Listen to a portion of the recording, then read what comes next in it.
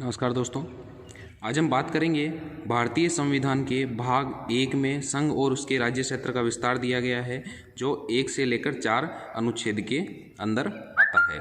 तो देखिए दोस्तों, हमने इससे पहले प्रस्तावना की बात की है, उसके बाद जो भाग हैं 22 भाग होते हैं संविधान में, उनकी बात की है, और उसके बाद 12 अनुसूचियों की अच्छे तरीके से बात की है और उनको याद करने का तरीका भी मैंने आपको वीडियो में बताया है। अगर आपने वो वीडियो नहीं देखी हो तो मैं उनका लिंक डिस्क्रिप्शन में दे दूंगा, आप वहाँ से जाकर एक बार ज़रूर देखें ताकि आपको आसानी रहे आगे पढ़ने में और याद करने में। तो देखिए दोस्तों, आज बात करते हैं भाग 1। भाग 1 कौन सा था? संघ और उसका राज्य क्षेत्र। तो देखिए, भाग 1 में अनुच्छेद 1 में लिखा गया है कि India that is Bharat is A union of state. India जो कि भारत है, राज्यों का एक संघ है। भारत जो है वो क्या है? राज्यों का एक संघ है। तो अनुच्छेद 1 में क्या दिया गया है? भारत राज्यों का संघ है। ये अनुच्छेद 1 में दिया गया है।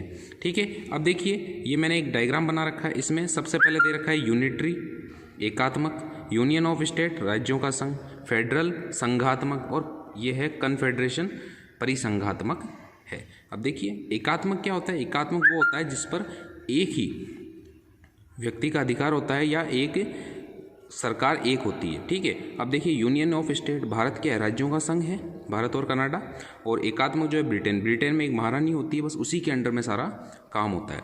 तो दूसरा है यूनियन ऑफ स्टेट। ये क्या होता है? ये होता है कि एक पूरा एक संघ होगा, संघ के अंदर छोटे छोटे राज्य होंगे, उनकी अलग सरकार होगी और केंद्र की अलग सरकार होगी। ये हो गया राज्यों के संघ में।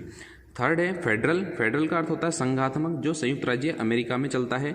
इसमें क्या होता है? इसमें केंद्र सरकार और राज्यों की सरकार दोनों का बराबर अधिकार होते हैं। केंद्र सरकार कुछ भी नहीं कर सकती है बिना राज्यों के पूछे, और जो राज्य सरकारें हैं वो केंद्र के बिना कुछ भी नहीं कर सकती है। अब ये जो है परिसंघात्मक ऑस्ट्रेलिया में क्या होता है? जो केंद्र सरकार है वो कमज़ोर होती है, जबकि राज्य सरकारें मजबूत होती है। केंद्र सरकार को घेरे हुई है, यानी कि राज्य सरकारें जो है वो मजबूत होती है। तो ये हो गई अनुच्छेद 1 की बात। इसके बाद बात करते हैं यूनियन शब्द। यूनियन शब्द भारतीय संविधान में कहाँ से लिया गया है? कनाडा से। कनाडा के संविधान से प्रेरित है यूनियन शब्द। अब देखिए, बात करते हैं अनुच्छेद 2 के बारे में। अनुच्छेद 2 में क्या दिया गया है? अनुच्छेद 2 में ये दिया गया है कि संसद को यह अधिकार है, यानी कि संसद के पास एक अधिकार है। क्या अधिकार है? कि वह नए राज्य को भारत के संघ में शामिल कर सकती है। नए राज्य को भारत में शामिल कर सकती है। संसद को ये अधिकार है बिना किसी बहुमत के, यानी कि बिना राज्यों की अनुमति के वो किसी बाहरी राज्य को भारत में मिला सकती है। नए राज्य का गठन कर सकती है, नए राज्य का निर्माण या गठन कर सकती है। उसके बाद देखिए कि अनुच्छेद 2 के अंतर्गत क्या क्या हमारे संविधान में बदलाव किए गए हैं। 1954 में क्या हुआ था?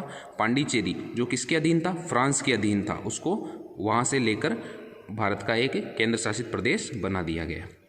उसके बाद 1961 में गोवा जो पुर्तगाल के अंतर्गत आता था, उसको वहाँ से लेकर गोवा को एक अलग राज्य बना दिया। 1975 में सिक्किम को भारत का राज्य बनाया। उससे पहले वो क्या था? चोग्याल शासन। वहाँ पर किसका था? चोग्याल का शासन था। तो 1975 में सिक्किम को भारत संघ में शामिल किया गया। ठीक है, तो ये बात हुई अनुच्छेद 2 की। अनुच्छेद 2 के अंतर्गत संसद को अधिकार है कि भारत के संघ में किसी राज्य को शामिल कर सकती है और नए राज्य का गठन कर सकती है। बस 2 बात है। इसके बाद बात करते हैं अनुच्छेद 3 की। अनुच्छेद 3 में संसद को अधिकार है कि, वापस से वही बात, संसद को अधिकार है कि एक या अधिक राज्यों से कुछ क्षेत्र को अलग कर नए राज्य का निर्माण कर सकती है। देखिए, अनुच्छेद 2 में क्या था?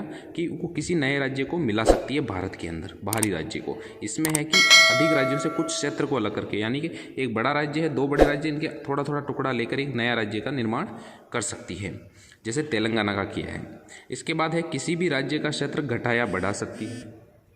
किसी भी राज्य का जो क्षेत्र है उसको घटाया बढ़ा सकती है। ये भी बात अनुच्छेद 3 में लिखी गई है। राज्य की सीमा अथवा नाम में परिवर्तन कर सकती है, ये भी कर सकती है। सीमा और नाम में परिवर्तन कर सकती है संसद अपने बहुमत के आधार पर, बिना राज्यों से पूछे। देखिए नीचे क्या लिखा है? राष्ट्रपति की पूर्व सहमति आवश्यक है। राज्यों का केवल मत जाना जाता है कि वो यस कह रहे हैं या नो, बाकी उस पर मानना उसको बाध्य नहीं है। मत मानने के लिए संसद बाध्य नहीं है। ये होगी अनुच्छेद 3 की बात। इसमें क्या कर सकती है संसद? राज्यों में से टुकड़ों को अलग करके एक नया राज्य बना सकती है या उनका क्षेत्र घटाया बढ़ा सकती है। सीमा और नाम में भी परिवर्तन कर सकती है। ये देखिए आगे एक बात लिखिए, विनाशी राज्यों का अविनाशी संघ है। ठीक है, और अविनाशी राज्यों का अविनाशी संघ है। विनाशी राज्यों का मतलब विनाशी राज्य मतलब राज्यों को खत्म करके संघ अपना बचाव कर सकती है, यानी संघ पर कोई आंच भी नहीं आएगी। संघ के हाथ में क्या है कि वो राज्यों को अलग अलग कर सकती है, उनके टुकड़े कर सकती है। ये भारत में है। और अमेरिका में क्या है, अविनाशी राज्य, न तो राज्य में बदलाव किया जा सकता है ना ही संघ के अंदर बदलाव किया जा सकता है। ये है संयुक्त राज्य अमेरिका में। अब देखिए नोट क्या है कि प्रारंभ में कितने राज्य थे भारत में? प्रारंभ में 14 राज्य थे, 6 केंद्र शासित प्रदेश यानी संघ राज्य क्षेत्र थे 6। अभी वर्तमान में 29 राज्य हो गए, 7 केंद्र शासित प्रदेश हो गए, इसके बाद 8वां जम्मू कश्मीर। ठीक है, इनको क्या किया, इनको भी अभी केंद्र शासित प्रदेश में डाल दिया गया है, तो अभी 8 हैं। ये देखिए जो वर्तमान में जो राज्य हैं नए जो बने हैं वो कौन कौन से हैं? 25वां जो राज्य था उसको गोवा नाम दिया गया, जो पुर्तगाल से लिया था। 26वां राज्य छत्तीसगढ़ यानी मध्य प्रदेश की सीमा से, अनुच्छेद 3 के अंतर्गत आ गया, मध्य प्रदेश की सीमा से तोड़कर इसे छत्तीसगढ़ बनाया गया। छत्तीसगढ़ कौन सा जिला है? 26वां। उत्तराखंड यूपी से तोड़कर उत्तराखंड बनाया गया, जो 27वां जिला है। बिहार से तोड़कर झारखंड बनाया गया, जो 28वां जिला है। और आंध्र प्रदेश से तोड़कर तेलंगाना बनाया गया, जो 29वां राज्य है भारत का। प्रशासनिक सुधार के आधार पर अलग अलग। अब देखिए अनुच्छेद 4 की बात करते हैं। अनुच्छेद 4 क्या है? अनुच्छेद 4 है अनुच्छेद 2 व 3 के तहत किए जाने वाले संविधान संशोधन, यानी जो अनुच्छेद 2 और 3 में जो संशोधन हुए हैं साधारण बहुमत से किए जाएंगे, यानी उसके लिए किसी राज्य सरकार के बहुमत की जरूरत नहीं है, उसके लिए साधारण बहुमत यानी संसद में साधारण बहुमत से पारित किए जा सकते हैं। अनुच्छेद 368 के तहत नहीं। यानी जो संविधान संशोधन कौन से अनुच्छेद के अंतर्गत होता है? 368 के तहत होता है, तो उसमें 368 के तहत इसको करने की जरूरत नहीं है। इसमें साधारण बहुमत से ही संविधान संशोधन किया जा सकता है अनुच्छेद 2 व 3 के अंतर्गत। यानी कि नए राज्य को मिलाना है और राज्य को नाम चेंज करना है, राज्य की सीमा चेंज करनी है, तो ये सब काम बिना 368 के संविधान संशोधन के तहत हो सकते हैं। नोट दिया हुआ है संसद साधारण बहुमत से कोई बाहरी क्षेत्र का भारत में अधिग्रहण कर सकती है। क्या कर सकती है? संसद साधारण बहुमत से बाहरी क्षेत्र को भारत में मिला सकती है, किंतु भारतीय क्षेत्र अन्य देश को सौंपने के लिए अनुच्छेद 368 के तहत विशेष बहुमत की आवश्यकता होगी।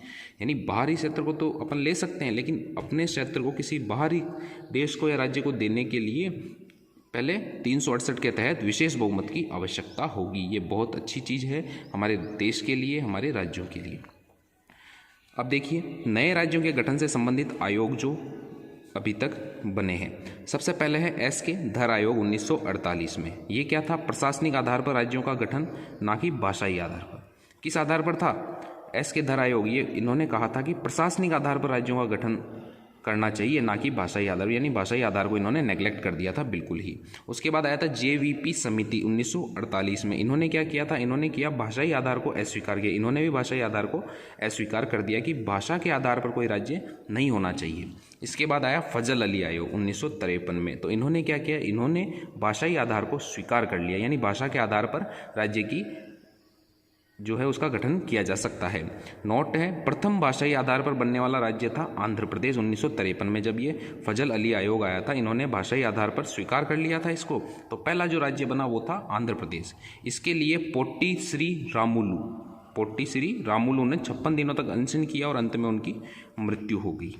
इसके बाद में इन्होंने फजल अली आयोग ने इसे भाषाई आधार पर स्वीकार किया। तो दोस्तों आज के लिए इतना ही। एक बार आप वापस से वीडियो को देख लें। अनुच्छेद 1 से 4 आपको आसानी से याद हो जाएंगे, आपको घबराने की कोई आवश्यकता नहीं है और आसानी से इनको याद करें। पुराने वीडियो जो आपने नहीं देखे एक बार उनको देख लें, ताकि आगे जो आने वाले वीडियो हैं उनमें आपको आसानी रहे। आज के लिए इतना ही। हमारे चैनल को सब्सक्राइब कर लीजिए, वीडियो को शेयर करें, लाइक करें। धन्यवाद।